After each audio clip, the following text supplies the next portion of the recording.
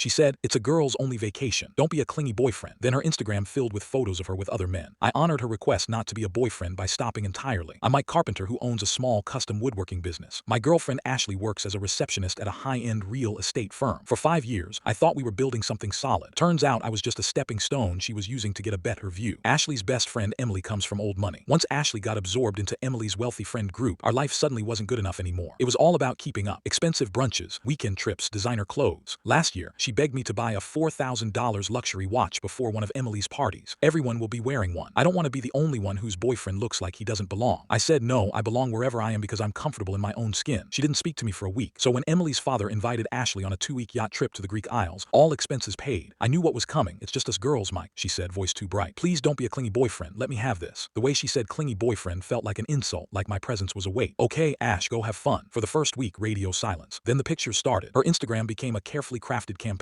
Pictures with a guy named Hunter. Group shots where his arm was draped around her wearing his sunglasses. A candid of them laughing alone on the yacht deck at sunset. Posted by Emily with, "Don't they look perfect?" She wasn't on vacation. She was auditioning for a new life. The final post came yesterday. Decided to extend my trip a little longer to explore some new exciting opportunities. That was it for me. She didn't want to be my girlfriend. Fine. Request honored. I spent an hour untagging myself from 5 years of memories. Then I changed my relationship status to single. The first text arrived the next morning from Emily. "You need to fix your Facebook. You're embarrassing Ashley." I replied, "No, I think it's correct. Have a good day." Then blocked her. An hour later, Ashley's text began. "Mike, what is going on? Why does your profile say you're single? You're making me look like a fool in front of these people." "This is exactly what I mean when I say you're clingy and insecure." I called her. "I saw your post about extending your trip for new opportunities. I just updated my status to match yours. That was about my career. Hunter is just a friend. I see a woman building a new life that doesn't have a place for me. And that's okay. I'm not the clingy working class boyfriend holding you back anymore. You can't break up with me over a status change," she cried. Not sad, just angry about the optics. "You broke up with me when you started auditioning for a new one. I just did the paperwork." When she came back to get her stuff, she tried one last manipulation. "I think I'm entitled to some compensation for my emotional labor and design sense." I laughed. "Your emotional labor? You mean the stress you put me under trying to keep up with your rich friends?" "No, Ashley, you're not entitled to anything." A month later, one of her old friends called to tell me what happened. Hunter had zero interest in a serious relationship with the receptionist. He left for another country the day after the yacht docked and never called again. Emily's wealthy group slowly froze Ashley out. A single broke girl complaining about her blue-collar ex wasn't part of their brand aesthetic. She's now living in a tiny studio apartment she can barely afford. Working a similar receptionist job and miserable, she got exactly what she wanted. Freedom from her boring boyfriend. That life just didn't want her back. As for me, I'm seeing someone new. Clara, a veterinarian who came over last weekend to help me install kitchen cabinets. She said she loves the smell of sawdust and thinks what I do with my hands is amazing. Ashley saw me as a stepping stone. Clara sees me as a partner. Ashley wanted to be on a yacht surrounded by people who saw her as disposable. I'm happy in my workshop with someone who values things that are real and built to last. Unlike Ashley when